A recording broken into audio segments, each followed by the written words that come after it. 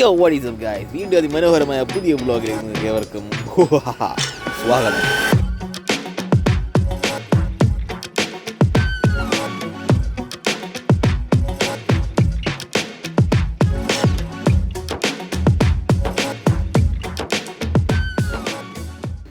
Hello guys, അപ്പം രാവിലെ തന്നെ കുളിച്ച് കുട്ടപ്പനാക്കി സൂര്യോദയം കണ്ട് വണ്ടിയൊക്കെ തുടച്ച് വൃത്തിയാക്കി ഇന്നത്തെ വോഡ്കത്തെ ചലഞ്ചിന് വേണ്ടി ഞാൻ ഇന്ന് പോവുകയാണ്. കാരണം നല്ല ഗൈസ്, ഇന്ന് ഞാൻ 200 രൂപ എടുത്തിട്ടുണ്ട്. അതിൽ 100 രൂപ ബൈക്കിന് ഇന്ധനം അടിക്കണം. ബാക്കി 100 രൂപയ്ക്ക് എൻ്റെ ജീവിതത്തിൽ ഇന്ധനം കൂടെ അടിച്ചത് ഇന്നത്തെ ദിവസം ഞാൻ സർവൈവ് ചെയ്യാൻ പോണയാണ്. അപ്പോൾ ഗൈസ് ഒന്നും തന്നെ നോക്കില്ല, നേരെ പോയി പെട്രോൾ അടിച്ച് 100 രൂപയ്ക്ക് പെട്രോൾ അടിച്ച് ബാക്കി 100 രൂപ പോക്കറ്റിൽ ഇട്ടുകൊണ്ട് ഞാൻ ബൈക്കിന്റെ ആക്സിലേറ്ററും കൊടുത്ത് ഒരു ഒട്ടും പിടിയില്ലാതെ ഞാൻ ഇങ്ങോട്ടൊക്കെ പോവുകയാണ്. വണ്ടി ഇങ്ങനെ നേരെ പോയിക്കൊണ്ടിരുന്നപ്പോഴാണ് എനിക്ക് മനസ്സിലൊരു ഐഡിയ തോന്നുന്നത്, നമുക്ക് സോമതീരത്ത് പോയാലോ. പിന്നെ ഞാനൊന്നും നോക്കില്ല, നേരെ വണ്ടി അങ്ങ് സോമതീരത്ത് വിട്ടു. R15 ആയതുകൊണ്ട് നിങ്ങൾക്ക് എല്ലാവർക്കും അറിയാവുന്നത് പോലെ തന്നെ വണ്ടിക്ക് കൊടുക്കുന്ന മൈലേജാണ്. അപ്പോൾ 100 രൂപ കൊണ്ട് പെട്രോൾ അടിച്ചാൽ ഈ ഒരു ദിവസം ഇന്ന് സർവൈവ് ചെയ്യാൻ പറ്റുന്ന എനിക്ക് മനസ്സിൽ വല്ലാത്തൊരു കോൺഫിഡൻസ് ഇപ്പൊ തന്നെ കിട്ടി തുടങ്ങി. അങ്ങനെ സോമതീരത്ത് വന്നിട്ട് ഈ ബൈക്കെല്ലാം പാർക്ക് ചെയ്ത് എന്റെ ചുവടുകൾ വെച്ച് മുന്നോട്ട് ഇങ്ങനെ പൊക്കോണ്ടിരിക്കുക. മുന്നോട്ട് പോകുന്ന നേരത്ത് ഞാനൊന്ന് തിരിഞ്ഞു നോക്കി, എന്റെ ബൈക്ക് കുട്ടപ്പനായിട്ട് കുളിച്ച് ഫ്രഷ് ആയിട്ട് അവിടെ തന്നെ നിൽപ്പുണ്ട്. എന്താണെന്ന് പറഞ്ഞാൽ ഇങ്ങനെ കാണാൻ തന്നെ ബൈക്കിനൊരു മൊഞ്ച് കൂടുതലാണെന്ന്. ഞാൻ വീണ്ടും മുന്നോട്ട് പോയി അവിടെ ബോട്ട് തലവത്തിന് ഇരിക്കുന്നതുകൊണ്ട് അവിടെ മണലെല്ലാം തുടച്ച് വൃത്തിയാക്കി ഞാൻ അവന്റെ പുറത്ത് കയറി ഒന്ന് ഇരുന്നു കുറച്ച് കാറ്റ് കൊള്ളാന്ന് വിചാരിച്ച്. വേറെ ഒന്നുകൊണ്ടല്ല, കാറ്റ് കൊണ്ടുകൊണ്ടിരിക്കുന്ന ആ സമയത്ത് തന്നെ നമ്മൾ ദൂരോട്ട് നോക്കിക്കഴിഞ്ഞാൽ നമ്മുടെ ആയിരമല ശിവക്ഷേത്രം നിങ്ങൾക്ക് കാണാം. വീണ്ടും മന്ദമായി കാറ്റ് കൊണ്ടുകൊണ്ടിരിക്കും. അങ്ങ് ദൂരെ ഒരു നിറക്കാഴ്ചകൾ കണ്ട് ഞാൻ അങ്ങോട്ടേക്ക് നീ അടുത്ത് പോയപ്പോൾ വേറെ ഒന്നുമല്ല, നമ്മുടെ ഗ്രാമവാസികൾ മീൻ പിടിക്കുന്ന കടലിൽ നിന്ന് മീൻ പിടിക്കുന്നത് കണ്ടോ ഇല്ലെങ്കിൽ ഇതാ കണ്ടോളി. ഈ ഒരു നിറക്കാഴ്ച കണ്ടോണ്ടിരിക്കുമ്പോൾ എന്നെ അത്ഭുതപ്പെടുത്തി വേറൊരു കാര്യം ഇതാ, ഇങ്ങനെ കരയിൽ നിന്ന് വലയിട്ട് മീൻ പിടിച്ചുകൊണ്ടിരിക്കുമ്പോൾ അതിന്റെ ഇടയിൽ കൂടെ ഒരു സായിപ്പും കൂടെ ഇരുന്ന് മീൻ പിടിക്കുന്നു. ഈ സായിപ്പിന്റെ ആത്മാർത്ഥത കാണുമ്പോൾ തന്നെ ഞാൻ തന്നെ അതിശയിച്ചു പോയി. സായിപ്പിന്റെ സംസാരം കേട്ടിട്ട് ആളൊരു ജർമ്മൻകാരനാണ് തോന്നുന്നത്. കാരണം ഇടയ്ക്ക് ബാൻ മേടിക്കുന്ന പറഞ്ഞാൽ ഞാൻ കേട്ടു. കൂടുതൽ രാവിലെ തന്നെ എല്ലാ തൊഴിലാളികളുടെയും പരിശ്രമം കൊണ്ടിട്ട് ആ വല നമ്മൾ കരയിലൊക്കെ വലിച്ചു കയറ്റുകയാണ്. വല വലിച്ചു കയറ്റിയപ്പോഴാണ് ഞാൻ ശരിക്കും പറഞ്ഞാൽ അത് ആലോചിക്കുന്നു, ഇതൊരു ചെറിയൊരു വലയല്ല, ഈ വലയുടെ നീളം തന്നെ ഒരു ടവറിന്റെ അല്ലെങ്കിൽ ഒരു 10 നില കെട്ടിടത്തിന്റെ ഉയരെങ്കിലും വരും. വല പിടിച്ച് കരയിൽ കയറ്റിയപ്പോൾ തന്നെ ആദ്യം ഞാൻ കണ്ടതെന്ന് പറഞ്ഞാൽ കുറെ ജെല്ലി ഫിഷാണ്. അതിന്റെ ഇടയിൽ 1-2 പിടയ്ക്കുന്ന മീനുകളുടെ കാണാൻ എനിക്ക് സാധിച്ചു. അതിനുശേഷം അവരെല്ലാവരും ഒരുമിച്ച് വല വീണ്ടും നേരെയാക്കുന്നുണ്ട്. ഈ ഒരു കാഴ്ച കാണാൻ തന്നെ എന്തൊരു ഭംഗിയാണെന്ന് എനിക്ക് ഇപ്പോഴാണ് മനസ്സിലായത്. അതിന്റെ ഇടയിൽ തന്നെ എനിക്ക് പേരറിയാത്തൊരു മീൻ ഇവിടെ കിടന്ന് കളിക്കുന്നുണ്ട്. വല ഫുള്ള് നിവർത്തിയപ്പോഴാണ് ഞാൻ കാഴ്ച കാണുന്ന ഒരു 4-5 മീനുകളൊക്കെ ഇതിൻ്റെ അകത്ത് എന്തായാലും വന്നിട്ടുണ്ട്. എനിക്ക് തന്നെ കണ്ടപ്പോൾ തന്നെ ഒരു അത്ഭുതമായി പോയി. കാരണം കരയിൽ നിന്ന് തന്നെ ഇങ്ങനെ മീനൊക്കെ പിടിക്കാൻ പറ്റുമെന്ന് വെച്ചാൽ ഞാൻ ആദ്യമായിട്ടാണ് ഇതൊക്കെ കാണുന്നത്. മീനുകളെ കുറിച്ച് പറയുമ്പോൾ തന്നെ ഏതോ ഒരു വെറൈറ്റി പച്ച കളർ മീനാണ്. നിങ്ങൾക്ക് ആർക്കെങ്കിലും അറിയാമെന്ന് തീർച്ചയായിട്ടും നിങ്ങൾ കമന്റിൽ പറയുക ഏതേതരം മീനാണെന്നുള്ള കാര്യം. അങ്ങനെ ഫ്രഷ് മീൻ കിടന്നെല്ലാം കിടന്ന് പടക്കുന്ന ഈ കാഴ്ചകളെല്ലാം കണ്ടിട്ട് ഞാൻ അവിടെ നിന്ന് വേറെ സ്ഥലം കാര്യം. കാരണം വിശന്നിട്ട് എന്റെ വയറ് കിടന്ന് കരച്ചിലാണ്. ആ സാഹചര്യത്തിന് എന്റെ കൂട്ടുകാരൻ്റെ ഒരാളിയായി എന്നെ ഒന്ന് ജംഗ്ഷനിൽ വരെ കൊണ്ടുവിടുന്നു. പിന്നെ എന്റെ കൂട്ടുകാരനായി പോയില്ല, പിന്നെ ഒന്നും നോക്കിയില്ല. ഞാൻ ബൈക്ക് എടുത്തുകൊണ്ട് നേരെ അവൻ്റെ അടുത്തൊക്കെ പോയി. പോകുന്ന വഴി തന്നെ നമ്മുടെ പഴയ ഷെവർലെറ്റിന്റെ ഒരു കിടിലം കാറും ആ കാഴ്ചയും കണ്ട് എന്റെ വണ്ടി എടുത്ത് ഞാൻ മുന്നോട്ട് പൊക്കോണ്ടിരിക്കും. ഒടുവിൽ ഞാൻ എന്റെ കൂട്ടുകാരനെ വിളിച്ച് ജംഗ്ഷനിൽ കൊണ്ട് വിടാൻ സമയത്താണ് അവൻ്റെ അടുത്ത് പറയുന്ന അളിയ എന്തെങ്കിലും കഴിച്ചായിരുന്നു. ഞാൻ ഇല്ലാന്ന് പറഞ്ഞപ്പോൾ തന്നെ അവൻ എന്നെ ഉടനെ തന്നെ വിളിച്ചുകൊണ്ട് ഒരു ഹോട്ടലിൽ കൊണ്ട് അളിയ രാവിലത്തെ ഫുഡ് എന്റെ എന്ന് പറഞ്ഞാൽ അവനെ വിളിച്ചോണ്ടൊരു പോക്കായിരുന്നു. അത് മാത്രമല്ല ഞാൻ 100 രൂപ വെച്ച് എങ്ങനെ സർവൈവ് ചെയ്യുന്നത് വിചാരിച്ചുകൊണ്ടിരിക്കുമ്പോഴാണ് പെട്ടെന്ന് ഇങ്ങനെ ഒരു കഥയിലൊരു ട്വിസ്റ്റ് വരുന്നത്. എന്റെ കൂട്ടുകാരനാകെ പറഞ്ഞല്ല അവര് ഭാഗമാണ്. പിന്നെ കൂട്ടുകാർ ഇങ്ങനെ വാങ്ങിത്തരാന്ന് പറഞ്ഞാൽ നമ്മൾ അവനെ പണക്കാനോ ഒന്നിട്ട് പാടില്ല. അവന്റെ സന്തോഷം നമ്മളെ സന്തോഷമായിരിക്കണം എപ്പോഴും. അങ്ങനെ പറഞ്ഞുകൊണ്ടിരിക്കുമ്പോൾ തന്നെ ജംഗ്ഷനിൽ തന്നെ ഒരു ഹോട്ടലിൽ തന്നെ ഞാനും അവനും കൂടെ ആയിട്ട് ഹോട്ടലിനകത്തിരുന്ന് തന്നെ R15 സൂം ചെയ്ത് കാണാൻ തന്നെ ഒരു വല്ലാത്തൊരു മുഞ്ചാണ്. അങ്ങനെ ഹോട്ടലിനകത്ത് കൈയും കയറിയിരുന്നു. ഞാൻ 2 അപ്പം ഒരു കടലക്കറി അങ്ങ് ഓർഡർ ചെയ്തു. ഞാനെന്തോ ഓർഡർ ചെയ്തു, അത് തന്നെ കൂട്ടുകാരനങ്ങ് ഓർഡർ ചെയ്തു. അപ്പം കടലക്കറി കൊണ്ടുവച്ച ശേഷം ഞാൻ അതുമായിട്ട് അങ്ങ് കൂട്ടി ഒരു അടിയും അടിച്ചു. അങ്ങനെ ഇരിക്കുമ്പോൾ തന്നെ കൂട്ടുകാരെങ്കിൽ ചായയും കൂടെ ഓർഡർ ചെയ്തു. അവസാനം ഞാൻ മൊത്തത്തോടെ എല്ലാം കൂടെ അങ്ങ് വാക്കിയാത്താക്കിയില്ല, മാത്രം വാക്കിയാത്താക്കാൻ പറ്റാത്ത രീതിയിൽ ഞാൻ തുളച്ചങ്ങ് വൃത്തിയാക്കി. അങ്ങനെ കൂട്ടുകാരനോട് യാത്ര പറഞ്ഞ ശേഷം നമ്മളെ ഇന്നത്തെ ജേണിയിലേക്ക് ഞാൻ വീണ്ടും കാലെടുത്ത് വെച്ചു. ഇപ്പോൾ ഗൈസ് ഞാൻ വീണ്ടും ആ കോഴി തരിക്കുന്ന എന്റെ സബ് കോൺഷ്യസ് വെച്ച് ഞാൻ വീണ്ടും മുന്നോട്ട് നമ്മുടെ R15 പൊക്കോണ്ടിരിക്കുകയാണ്. എന്തുകൊണ്ടാണെന്ന് എനിക്കറിയില്ല, നമ്മൾ ഹൈവേയിൽ ക്രൂസ് ചെയ്യാൻ ഭയങ്കര എക്സൈറ്റഡ് ആയിരിക്കുകയാണ്. അങ്ങനെ ഹൈവേയിൽ ക്രൂസ് ചെയ്തോണ്ടിരിക്കുമ്പോഴാണ് മുക്കരോടെ താഴത്തുള്ള സ്ഥലത്ത് ഞാൻ കൊണ്ട് വണ്ടിയും കൊണ്ട് എത്തിയത്. വേറെ ഒന്നല്ല, ഒന്ന് കാറ്റ് കൊള്ളാമെന്നല്ലോ വിചാരിച്ചു ഞാൻ ഇറങ്ങിയതാണ്. അങ്ങോട്ടും ഇങ്ങോട്ടും തേരാപ്പാറ നിന്ന് കാറ്റ് കൊള്ളുകൊണ്ടിരിക്കുമ്പോൾ ഞാൻ പെട്ടെന്ന് ഞാൻ ഒരു കാഴ്ച കാണും. നമ്മുടെ MD മാമാര്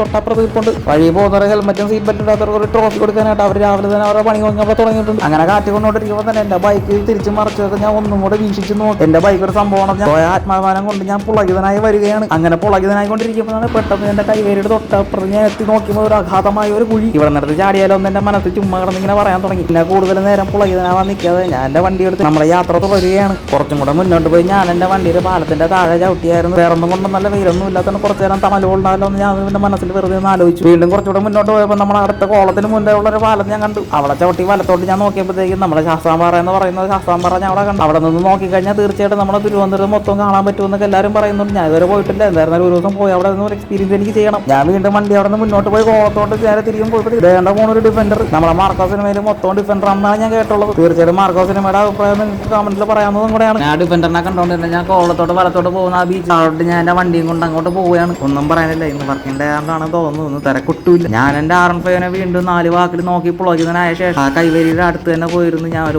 ഉറങ്ങിയാലോ എന്ന് എൻ്റെ മനസ്സിലോട്ട് ഇങ്ങനെ കുറെ ചിന്തകളൊക്കെ ഓടി വരുന്നുണ്ടായിരുന്നു. അപ്പോഴാണ് ഞാൻ അവിടെ ഒരു പട്ടിയുടെ ഉറങ്ങണ കണ്ടത്. അപ്പോഴത്തേക്കും പട്ടി ഉറങ്ങണ കണ്ടപ്പോഴത്തേക്കും പെട്ടെന്ന് എനിക്ക് ഉറങ്ങണമെന്ന് പെട്ടെന്ന് ഒരു തോട്ട്. പിന്നെ എപ്പോഴും ഒരു ചെറിയ മയക്കമാക്കിയ ശേഷം ഞാൻ ഉറക്കണീറ്റപ്പോഴത്തേക്ക് കൊടുക്കത്തെ വിശപ്പ്. പിന്നെ ഒന്നും നോക്കില്ല, ഹെൽമറ്റ് വെച്ച് വണ്ടി സ്റ്റാർട്ടായി വീണ്ടും വണ്ടി എടുത്തുകൊണ്ട് ഒരൊറ്റ പോക്ക് ഞാൻ പോയി. അങ്ങനെ പോകുന്ന പോക്കിൽ എനിക്ക് വിഴിഞ്ഞത്തോട്ട് പോയാലോ എന്ന് ചെറിയൊരു തോന്നലിന്റെ ഭാഗത്തായിട്ട് ഞാൻ പിന്നെ കോളത്തിൽ ഒരു ചെറിയൊരു കട്ടെടുത്ത് ആർക്കും അറിഞ്ഞൂടാത്ത ഒരു ലൊക്കേഷൻ വഴി ഞാൻ വിഴിഞ്ഞത്തോട്ട് കയറാമെന്ന് ഞാൻ വിചാരിച്ചു. തീർച്ചയായിട്ടും ഈ ഒരു റോഡ് നിങ്ങൾക്ക് അറിയാമെങ്കിൽ തീർച്ചയായിട്ടും കമന്റ് ചെയ്യുക. നമ്മൾ വന്ന് എത്തിച്ചേർന്നത് ഈ ഒരു ലൊക്കേഷനിലാണ്. നിങ്ങളുടെ ട്രാൻസ്ഫോമർ ബാക്കിൽ നോക്കിക്കഴിഞ്ഞാൽ ആ പള്ളിയിൽ നിങ്ങൾക്ക് കാണാൻ പറ്റും. ഉച്ചഭക്ഷണം എവിടെ നിന്ന് കഴിക്കാമെന്ന് ആലോചിച്ചപ്പോഴാണ് പെട്ടെന്ന് എനിക്ക് വലത്തോട്ട് ഒരു ചെറിയൊരു കട ഓർമ്മ വന്നത്. 50 രൂപ ഊണ് കിട്ടുന്ന ഒരു കടയാണ്. പിന്നെ ഒന്നും നോക്കിയില്ല, വണ്ടി അവിടേക്ക് വിട്ടു. വണ്ടി പാർക്ക് ചെയ്ത ശേഷം ഞാൻ നേരെ ഹോട്ടലിലേക്ക് കയറി. ഹോട്ടലിലെ ജീവനക്കാരെ ഇലയിട്ട് ചോറും വിളമ്പി കൂടെ കൂട്ടാനും തോരനും പരിപ്പും സാമ്പാർ അതുപോലെ തന്നെ പപ്പടം അതുപോലെ തന്നെ കപ്പയും എല്ലാം കൂടെ കൂട്ടി ഒരു നല്ലൊരു അടിയും വേഷം അടിച്ച് ഞാൻ കയറ്റി. ഒന്നും പറയാതിരിക്കാൻ വയ്യ, ഊണാണെങ്കിൽ അതിഗംഭീരം. ഊണെല്ലാം കഴിഞ്ഞ ശേഷം ബാക്കി 50 രൂപ കൊണ്ടില്ലാതെ തന്നെ വണ്ടിയിലോട്ട് നടന്നു. വണ്ടി സ്റ്റാർട്ട് ചെയ്ത് വീണ്ടും നമ്മുടെ ജേണി വീണ്ടും സ്റ്റാർട്ടായിരിക്കുകയാണ്. നേരെ വിഴിഞ്ഞത്തോട്ട് വിട്ടാലോ എന്ന് ഞാൻ ആലോചിക്കുകയാണ്. അങ്ങനെ വണ്ടി വിഴിഞ്ഞത്തോട്ട് നേരെ പറപ്പിച്ച് വിട്ടു. വിഴിഞ്ഞത്തോട് എത്തുന്ന മുമ്പ് അവിടെ ക്രെയിനെല്ലാം പൊങ്ങി നിൽക്കുന്നത് നമുക്ക് എനിക്കിപ്പോൾ തന്നെ കാണാൻ പറ്റും. വീണ്ടും വണ്ടി പാർക്ക് ചെയ്ത ശേഷം ഞാൻ ബൈക്കിൽ നിന്ന് ഇറങ്ങിയതാ. കടലിലെ സൗന്ദര്യം ഞാൻ എൻജോയ് ചെയ്തുകൊണ്ടിരിക്കുമ്പോൾ തന്നെ നമ്മുടെ കോളത്തെ ലൈറ്റ് ഹൗസ് തലയെടുപ്പോടെ അവിടെ നിൽക്കുന്നത് നിങ്ങൾക്ക് കാണാൻ കഴിയും. അതിന്റെ ഇടയിൽ തന്നെ എന്റെ വണ്ടി ഒന്ന് നോക്കി ഒന്ന് രോമാഞ്ചം കൊള്ളാൻ ഞാൻ ഒരിക്കലും മറന്നിട്ടില്ല. ശേഷം ഞാൻ വീണ്ടും ചുവടുകൾ വെച്ച് മുന്നോട്ട് പോയി നമ്മുടെ ആ വിഴിഞ്ഞം ഹാർബറിലെ നിൽക്കുന്ന ആ ഷിപ്പിന്റെ ഒരു നല്ലൊരു നിറക്കാഴ്ച ഞാൻ എന്റെ കണ്ണുകൊണ്ട് തന്നെ ഞാൻ ആസ്വദിച്ചു. നമ്മൾ വിഴിഞ്ഞത്തിൽ കപ്പൽ വരുന്ന വീഡിയോ എല്ലാം സ്ഥിരം ചെയ്യുന്നതാണ്. പ്രേക്ഷകർക്ക് നമ്മുടെ വിഴിഞ്ഞത്തിന്റെ മഹത്വത്തെ പറ്റി പറയേണ്ട പ്രത്യേകിച്ച് അതിന്റെ ആവശ്യമില്ല.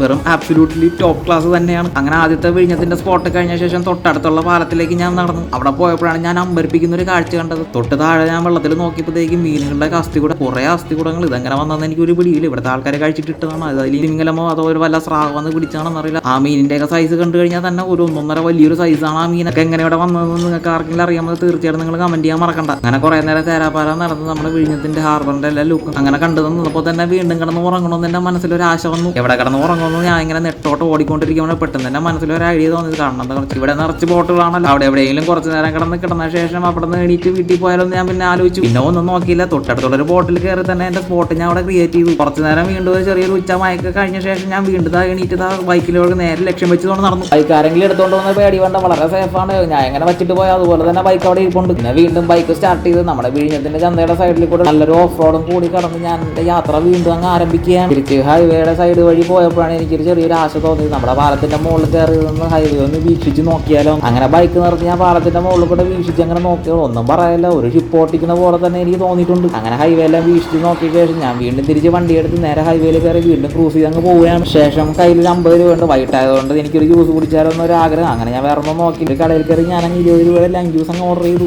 ലൈം ജ്യൂസ് വന്നപ്പോഴത്തേക്ക് എന്റെ കടവുള്ള ഒരു ടാങ്കർ ലോറി തന്നെ ലൈം ജ്യൂസ് അവർ കൊണ്ടുതന്നു. അത് മാത്രമല്ല അവർ നല്ല കളറും കൂടെ അടിച്ച് ചേർത്ത് വെച്ചിട്ടുണ്ട്. തീർച്ചയായിട്ടും നമുക്ക് ഡയബറ്റീസ് കിട്ടാനായിട്ട് വളരെ എളുപ്പമാണ് ഇത്. പക്ഷേ എന്തൊക്കെ പറഞ്ഞാലും ഞാൻ ലൈം ജ്യൂസിന്റെ ആത്മാവരെ കുടിച്ച് പറ്റിച്ച് തീർത്തു. അതിനുശേഷം ഈ ഒരു ലൈം ജ്യൂസിന്റെ പൈസയും കൊടുത്ത ശേഷം ഞാൻ എന്റെ ബാക്കി 30 രൂപ കൊണ്ട് വീണ്ടും ഞാൻ കറങ്ങാൻ വേണ്ടി ഇറങ്ങി. അങ്ങനെ വണ്ടിയൊക്കെ സ്റ്റാർട്ട് വീണ്ടും എന്റെ കറക്കത്തിലോട്ട് ഞാൻ അങ്ങനെ മുഴുകി ചേർന്നു. ഒരെത്തും പിടിയിൽ അതിങ്ങനെ കറങ്ങി നടക്കുമ്പോൾ തന്നെ ഞാൻ ആലോചിച്ചു രാവിലെ അടിച്ച് 100 രൂപയുടെ ബലത്തിന് അത് മാത്രമല്ല R15 മൈലേജ് തരുമെന്നുള്ള ഒരു കോൺഫിഡൻസും കൊണ്ടാണ് ഞാൻ ഇത്രയും നേരം ഒരു കളി കളിച്ചത്. ഇപ്പോഴാണ് ഞാൻ ആലോചിക്കുന്നത് പെട്രോൾ ഏകദേശം തീരാറായി. കള്ളം പറയുന്നില്ല, നിങ്ങൾക്ക് ഈ മീറ്റർ ബോർഡ് ഞാൻ ഇത് കാണിച്ചു തരാം. പെട്രോൾ ഏകദേശം തീരാറായി. പക്ഷേ വരുന്നത് വരട്ടെ എന്ന് പറഞ്ഞാൽ ഞാൻ വീണ്ടും വണ്ടി എടുത്ത് സൺസെറ്റ് കാണാൻ വേണ്ടി ഞാൻ സോമേരത്തോട് വീണ്ടും വണ്ടി വിട്ടു. അങ്ങനെ സൺസെറ്റ് എല്ലാം കണ്ട ശേഷം ഞാൻ നിങ്ങൾക്ക് വേറൊരു കാഴ്ചയും കൂടെ കാണിച്ചു തരുന്നത്. ഇവിടെ ഇങ്ങനെ മണൽ കിടക്കുന്നത് കണ്ട് നിങ്ങളൊന്ന് പേടിക്കുന്നു വേണ്ട. ഇവിടെ ഒരു വണ്ടി വന്ന് ഡ്രിഫ്റ്റ് ചെയ്തതാണ്. വണ്ടി ഏതാണെന്ന് ചോദിച്ചാൽ നിങ്ങൾ ഞെട്ടും. നമ്മുടെ വില്ലീസിന്റെ ജീപ്പ് വന്ന് ഇവിടെ ഡ്രിഫ്റ്റ് ചെയ്ത് പോയതാണ്. അതുകൊണ്ടാണ് മണൽ ഇങ്ങനെ കിടക്കുന്നത്. അല്ലാതെ നിങ്ങൾ വിചാരിക്കുന്നത് പോലെ ഒരു ഏരിയനോ അങ്ങനെ ഒന്നും വന്നതല്ല ഇവിടെ. അങ്ങനെ നേരം പോയി ഞാൻ അറിഞ്ഞില്ല, പോക്കറ്റ് തപ്പി നോക്കിയത് ബാക്കി 30 രൂപ കിടപ്പുണ്ട്. ഈ 30 രൂപയ്ക്ക് ഞാൻ എന്ത് ചെയ്യുമെന്ന് ഇങ്ങനെ ആലോചിച്ചുകൊണ്ടിരുന്നു. പറഞ്ഞാൽ വയറ് വീണ്ടും വിശന്ന് തുടങ്ങിയിരിക്കുകയാണ്. നേരെ ഇരട്ടിയതുകൊണ്ടായിരിക്കും വിശപ്പൊക്കെ കൂടി വന്ന് എനിക്ക് ഭയങ്കരമായിട്ട്. പിന്നെ ഒന്ന് നോക്കിയാൽ തൊട്ടടുത്തുള്ള തട്ടുകടയിൽ കയറി ഞാൻ 2 പൊറോട്ടയുടെ കൂടെ കഴിക്കാനും നല്ല ചമ്മന്തിക്കറിയും ഉള്ളിക്കറിയും കൂടെ കൂട്ടി അങ്ങനെ